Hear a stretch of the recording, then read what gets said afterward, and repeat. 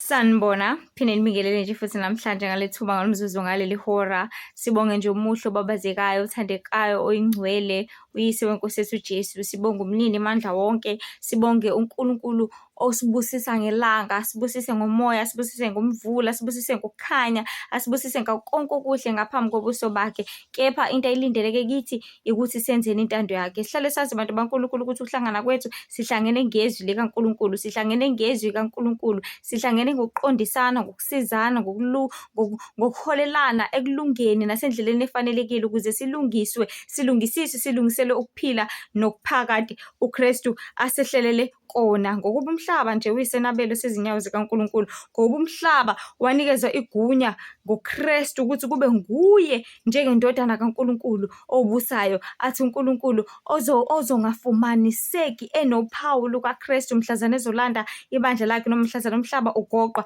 yiloyo oyolahlwa. Ongafumaniseki igama lakhe lilotshiwe encwadini yokuphila, yiloyo oyolahlwa. So umbuzo uthi, ngabe igama lakho libhaliwe yini encwadini yokuphila? Ngabe unalo yini uphawu likaNkulunkulu? Ngabe uyazeka yini ekhaya ezulwini? Ngabe uzophila yini ngunaphakade? Kukona konke bantu baNkulunkulu kumele sihlale njalo sikhumbuzana, sitshelana amaqiniso njengoba enjalo ukuthi intando kaNkulunkulu mayenziwe, ngoba uNkulunkulu ikona akufunayo kithi ezimpilweni zethu. Intando kaNkulunkulu mayenziwe. So sekuyisikhathi bantu baNkulunkulu, more especially kubazalwane, sekuyisikhathi ukuthi singancingani manje ngeqiniso. Sekuyisikhathi sokuthi manje mositshelana iqiniso utshelele ukuthi ulenze, utshelele ukuthi uliphile, utshelele ukuthi uhambe ngalo. Ungatshelele ukuthi ulale kulona uthi vele ngiyakwazi into ukuthi engazuthi nje usekumdlalo. Kodwa masiyenze intando kaNkulunkulu, masiyenze intando kaNkulunkulu ngokuba ilokho okuthandekayo enkosini, ngokuba ilokho uNkulunkulu akudingayo. Hlale sazi abantu baNkulunkulu ukuthi lapha emhlabeni sonke sinemanual eyodwa nje kuphela, njengoba yonke into ekhona lapha emhlabeni inemanual yalo. Ayina lifika nepheshana lalo la kubhalwe khona ngalo, iketelo, istofu, yonke into inamanual yayo lapho kulotshiwe khona ama-instructions ngayo ukuthi izofa mangabe uyisebenzisa kanjena, kumele ukuthi isebenzise kanjena, kumele ukuthi uyivule kanje, kuhambe kanje. Yonke into instructiwe ngayo. Kanjalo nathi bantu baNkulunkulu ngoba singamadokodo, uke wathi nje ubaba yonke into lapha emhlabeni sibolekiwe yona. Ngabe imali uyabolekwa yona, ngabe yini uyabolekwa yona, especially umphefumulo wakho nawo ubolekiwe wona, nomzimba lo ubolekiwe wona.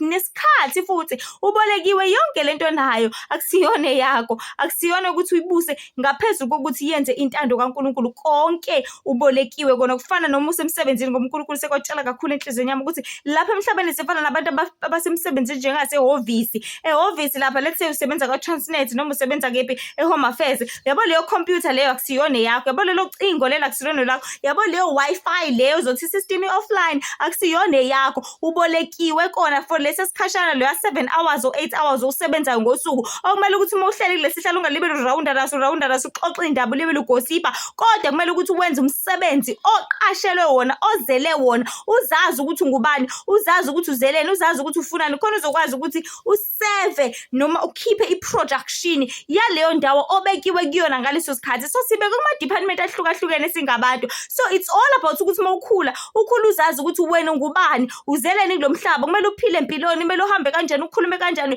wenze kanjani. So bantu bakaNkulunkulu, isimemo sihlezi sisabalalisa ukubona bonke abantu. Kahle kahle ivangeli kaKristu esho njalo encwadini yaMateyu 10 ukuthi lishumayeleni kakhulu esizweni sakwa-Israyeli, ngoba vele abantu bezizwe abanendaba noNkulunkulu, abamfuni uNkulunkulu, but ivangeli lizoshunyelwa ukubona wonke umuntu. Ebese lo nhliziyo yakhe limuzwa lo lizwayo, ngoba sonke simphefumulo kaNkulunkulu. Angithi ifungo kaNkulunkulu ungumHebheru, ungu-Israyeli, liyothi malifika izwi kaNkulunkulu, ngisho kuthiwa lifika ngomprofethi, lifika ngomvangeli oshumayelayo noma ikepi, uzolizwa. Ngiyakhumbula nje ekukhuleni kwami ngangihlezi ngilangazelela njalo ngithi mangifika kuleli bandla ngiyinikele kulona, ngithi mangifika kuleli bandla ngiyinikele kulona, because ngangilizwa izwi kaNkulunkulu, ngifile lelo thando, leyo comfort ukuthi yes man, ngikhona into engiyizwayo, ngingaqondi ukuthi yini, kanti kusuke kuyi-connection phakathi kwakho noNkulunkulu. Kufana nomntwana ozothi umbekile lapha ecreche, uyamdinga umzali wakho, uzokhala. Ngisho engakhala la ebona iy'ngane ehlukile, ebona abantu aba-different, kodwa ukuthi makufika umzali wakhe esebuya sezomlanda, uyojabula yedwa, nangu ma. So nathi bantu baNkulunkulu sisemhlabeni lapho khona sesiphila nama-entities uNkulunkulu angabadala, ngathi sazonikeza inkinga. Ngiyakhumbula nje uNkulunkulu efika ngesibonakaliso kimi ngoJanuwari ethi kunezinto eziningi engayidalanga ezizonikeza inkinga. Njengamanje siphila noNephilim, njengamanje siphila nemimoya eminingi yahlukahlukene ezosinikeza inkinga kule mpilo esiyiphilayo, kodwa masikhuthazele size sifike ekugcineni nasekupheleni. Okubalulekile okusemqoka engifisa sikhumbuzane kona namhlanje bantu baNkulunkulu ukuthi yabona iBhayibheli leli liyafundwa. Bantu baNkulunkulu, iBhayibheli liyafundwa. Awulifundi nje kuphela, awulilaleli nje kuphela, kodwa uthi masufundile bese uyakwenza okubhalwe khona. Ngoba ubudlelwane bethu ubudlelwane phakathi kwethu noNkulunkulu ufana nobudlelwane phakathi kwakho noma wakho, phakathi kwakho nobaba wakho, phakathi kwakho nomphathi wakho. Umphathi wakho mayikhipha instruction ethi namhlanje ngifuna ukuthi ukhave umsebenzi ongaka, usuyekhiphela ukuthi ukhave lo msebenzi uwenze, hayi ukuthi uzwile ukuthi okay uthe imanager kumele kuphekwe ama-rice awu-20 namhlanje bese oh okay vele ngiyazi. Awukwenzi lokho. Uma ungakwenzi lokho uyafana nomuntu ongazi. Uma ungakwenzanga futhi lokho uyafana nomuntu ongasebenzi ophuca umsebenzi ngelinye ilanga. So nathi lapha emhlabeni bantu baNkulunkulu sonke sizosebenza. Usebenzela umuzi wakho wangalena kwethuna, usebenzela impilo yakho, usebenzela umqhele wakho, usebenzela uqobo lwakho. Umbuzo uthi kule department obekwe kuyona ngabe uyasebenza yini? Let's say ubekwe i-department ukuthi wena umhlengikazi, kumele ushumayele abantu, ushumayeze iziguli lapho, uyinakekele ngendlela efanelekile ngoba unenhliziyo enjalo. Ngabe uyawenza yini umsebenzi wakho noma lapha ngimshanguze lapha emhlabeni yabanye uNkulunkulu kunokuthi ukhazimulise uNkulunkulu ngumdali wezulu nomhlaba? Ubekwe i-department ukuthi ube uthisha, ngabe umkhazimulisa yini uNkulunkulu laphayana noma uyakhohlwa uqhubeke nokuxoxa indaba zakho?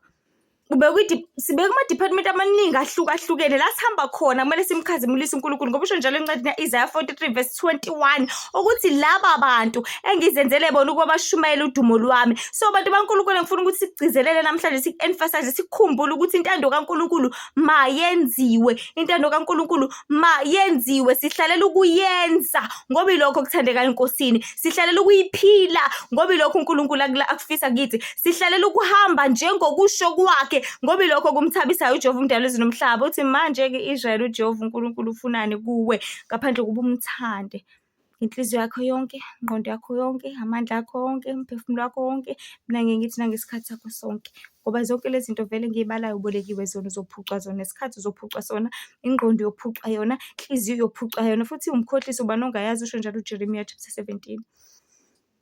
Amandla yophucwa wona, hamba amandla phela. Athi uNkulunkulu ufuna simesabe, simkhonze, sihambe ngezindlela zakhe, sigcine imiyalelo yakhe. Le ngenzima esiza mina nawe ekugcineni, ngoba abantu besaka kunzima nje ukugcina imiyalelo eyishumi. Umbuzo uthi mawuthi imiyalelo eyishumi ungebi, mangabe wayibile ubani oyejele? Bantu baNkulunkulu, masingancengani ngevangeli elizobe usizo kuwe, masingancengani ngempilo yakho. Awungancengo ukuthi sukuma uhambe uyodla ekugcineni kosuku lokudla lokhu uwena okudingayo esiswini sakho. Awungancengo ukuthi uhambe uyogeza ekugcineni uwena odinga ukuthi ufudumale futhi ekugcineni. Awungancengo ukuthi uhambe ugqoka ijezi kodwa uyabona ukuthi kumakhaza. Awungancengwa ngento oyidingayo. Ngiyazi mhlathipho ukakaboni njengamanje ukuthi akudinga kangakanani lokho, kodwa na umyalezo wakho, nasi isimemo sakho sokuphila okuphakade. So njalo bantu baNkulunkulu, ezinkulu ezimnandi izindaba zombuso wezulu zithi bantu phendukani ngoba umbuso wezulu ususondele. Nihlengwe, lisindiswe, nibhabhadiswe, ungene emanzini acwilile, emfuleni ohambayo, ngokuba ukuphela kwezinto zonke sekufikile, kanti nokufa kuseduzane kakhulu. Njengamanje ukufa sekufika ngisho nangama-perfume. Ukufa kusemoyeni, ukufa kusemanzini, kusekudleni, ngisho ngathi udla i-fruits, udla i-veg, udla ini, yonke into isigcwele ukufa ngoba uSathane unikeza idominion isikhathi esincane nje. uNkulunkulu umnikeza isikhathi esincane sokuthi abuze khona uNkulunkulu ezokwazi ukuhlukanisa phakathi kwabantwana bakhe nangabona abantwana bakhe. So thina ukuze simprovele uNkulunkulu sikabantwana bakhe, somprovela ngokuthi senze njani? Simlalele. Angithi injalo nje indaba, ngoba nomzali ngisho kuthi unengane eziwu-10 but ayithanda kakhulu ile mlalelayo, aziyo ukuthi yabo mengabiza usibanibani ngiyazi izowenzeka into yokuthi, yabo mengacela kusibanibani ngiyazi uzoyenza into yokuthi, ngiyazi lo benanaze eshona le nale njengosibanibani. Khona bangasacela, bangasabiza, kuyazi ukuthi vele lo uyisigolozane, vele lo uyivila, vele lo uzoqala ashonele nale, kodwa mengabiza usibanibani uzogquma anqashe athi how high. So umzali ufuna into kanjalo. So noNkulunkulu ukuze akuphakamise, ukuze uzolizwa izwi lakhe, ukuze uzophupha amaphupho ubone uNkulunkulu, ukuze ezokhuluma endlebeni zakho, ukuze uzokwazi ukuyenza intando yakhe, kuzomela ukuthi ukhule ulalele. So abantu baNkulunkulu, amaze singawufunda amaHebheru chapter 13 ofundeka kanje verse 21.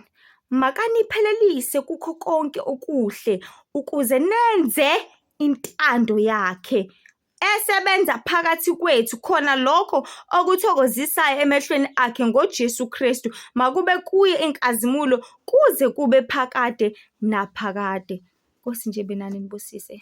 Mayenziwe intando kaNkulunkulu ngoba ikona okuthabisa uNkulunkulu.